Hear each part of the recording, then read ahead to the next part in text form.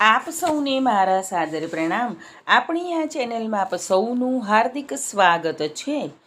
આજે સાંભળીશું રવિ પ્રદોષ વ્રતના મુહૂર્ત, પૂજા, કથા અને દાન અંગેની. માસમાં પ્રદોષ વ્રત સામાન્ય રીતે 2 વાર આવે છે. એક સુદ પક્ષમાં, જ્યારે બીજું વદ પક્ષમાં. પ્રદોષની તિથિ ભગવાન શિવજીને સમર્પિત છે. આ દિવસે ભગવાન શિવજીની સવાર સાંજ પૂજા કરવામાં આવે છે. તો સૌપ્રથમ આપણે પ્રદોષની તિથિ, તારીખ અને પૂજાનો સમય જોઈ લઈએ. ત્રયોદશી તિથિ તારીખ 8 જૂનને સવારે 7:17 શરૂ થશે, જે તારીખ 9 જૂન 2025ના રોજ સવારે 9:35 સમાપ્ત થશે. ઉદયા તિથિ અનુસાર પ્રદોષ વ્રત તારીખ 8 જૂન 2025ને રવિવારના રોજ રાખવામાં આવશે. પ્રદોષકાળની પૂજાનો સમય છે સાંજે 7:18 થી 9:19 સુધીનો. આજે શિવલિંગ પર પાણી, દૂધ, મધ, ઘી, ખાંડ અને બીલીપત્ર અર્પણ કરવા. પ્રદોષ કરવાથી ફક્ત શિવ જ નહીં, પરંતુ તમારા પિતૃઓ પણ પ્રસન્ન થઈને આશીર્વાદ આપે છે. ભગવાન શિવના આશીર્વાદ મેળવવા માટે વિવિધ ઉપવાસનો ઉલ્લેખ છે, પરંતુ તેમાંથી મુખ્ય વ્રત પ્રદોષનું છે. રવિવારે આવતા પ્રદોષને રવિ પ્રદોષ વ્રત અને સોમવારે આવતા પ્રદોષ વ્રતને સોમ પ્રદોષ વ્રત કહે છે. પ્રદોષ વ્રત કરવાથી ભગવાન શિવ તેમના ભક્તોના તમામ દુઃખો દૂર કરે છે. આધિ, વ્યાધિ, ઉપાધિ દૂર કરે છે. એવું માનવામાં આવે છે કે પ્રદોષ કાળમાં ભગવાન શંકર કૈલાસ પર્વત પર નૃત્ય કરે છે અને દેવતાઓ તેમની સ્તુતિ કરે છે. માટે જે ભક્તો પ્રદોષ કાળમાં પૂજા પાઠ, શિવ કીર્તન, શિવ ચાલીસા, પ્રદોષ વ્રતની કથા વગેરે કરે છે, તેના પર શિવજીની અનન્ય કૃપા વરસે છે. તેમના અટકેલા તમામ કાર્યો પૂર્ણ થાય છે. હવે આપણે સાંભળીશું રવિ પ્રદોષ વ્રતની કથા. પ્રદોષ વ્રત કરો કે ન કરો, પ્રદોષ વ્રતની વ્રત કથા અવશ્ય સાંભળો, જેથી વ્રત કર્યા તુલ્ય પુણ્ય મળે અને શિવજીના અખૂટ આશીર્વાદ મેળવી શકાય. ઓમ ત્રંબકમ યજામહે સુગંધિમ પુષ્ટિવર્ધનમ ઉર્વારુકમિવ બંધનાન મૃત્યોર્મોક્ષ્યમામૃતાત. હવે આપણે કથાની શરૂઆત કરીશું. શ્રી ગણેશાય નમઃ. એક ગામમાં એક ગરીબ બ્રાહ્મણ રહેતા હતા. તેમની ધર્મનિષ્ઠ પત્ની નિત્ય પ્રદોષનું વ્રત કરતી હતી અને મહાદેવની પૂજા પાઠ કરતી હતી.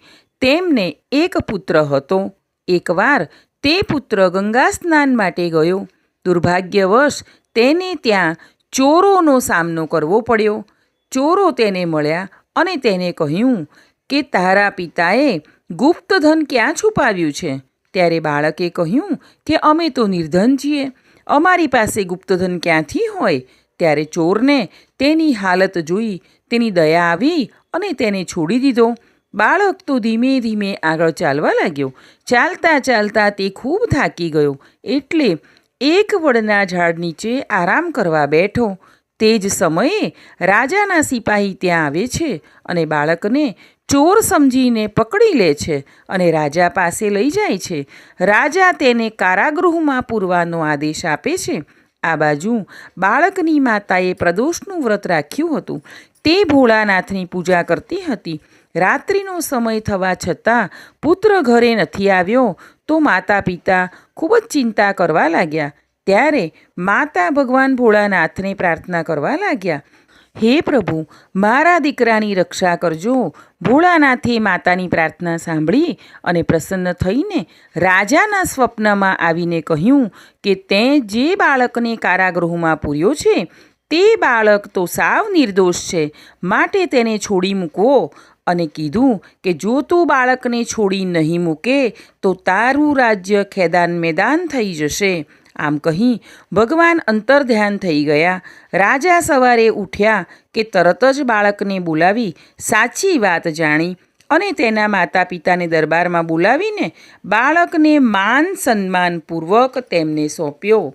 સાથે ઘણી બધી ભેટ પણ આપી તથા 5 ગામ દાનમાં આપ્યા. બ્રાહ્મણ બ્રાહ્મણી તો સમજી ગયા કે આ પ્રદોષ વ્રતના પ્રભાવે જ આપણો પુત્ર બચી ગયો છે અને તે ઉપરાંત આપણને રાજા તરફથી આટલું બધું ધન મળ્યું છે, આપણને ભગવાનની કૃપા મળી છે. ત્યારબાદ તેઓ સૌ ખૂબ સુખ ભોગવે છે.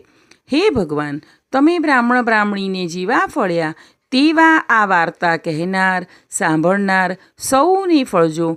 બોલો શક્તિપતિ મહાદેવની જય. હવે વાત કરીશું દાનની અને ભોળાશંકરને શું પ્રિય છે તેની. તો પ્રદોષવ્રત જ્યારે પણ રવિવારના રોજ આવે ત્યારે તેને શુભ માનવામાં આવે છે.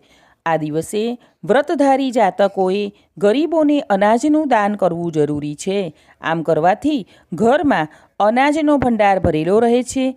આ દિવસે તમે ઘઉં, ચોખા તેમજ બીજી વસ્તુઓનું દાન કરો છો તો શુભ ફળની પ્રાપ્તિ થાય છે. માનવામાં આવે છે કે ભોળાનાથને સફેદ મીઠાઈ અતિ પ્રિય હોય છે. તો તમે પૂજાપાઠ કર્યા પછી જરૂરિયાતમંદ લોકોને સફેદ મીઠાઈનું દાન કરો છો તો ભગવાન શિવ પ્રસન્ન થાય છે અને મનવાંછિત ફળ આપે છે તથા પૈસાને લગતી કોઈ તકલીફ પડતી નથી. તમે ગ્રહદોષની સમસ્યાથી પીડાઈ રહ્યા છો તો આ ખાસ દિવસે ફૂલ છોડનું દાન કરો. આમ કરવાથી તમારું જીવન ખુશીઓથી ભરાઈ જાય છે.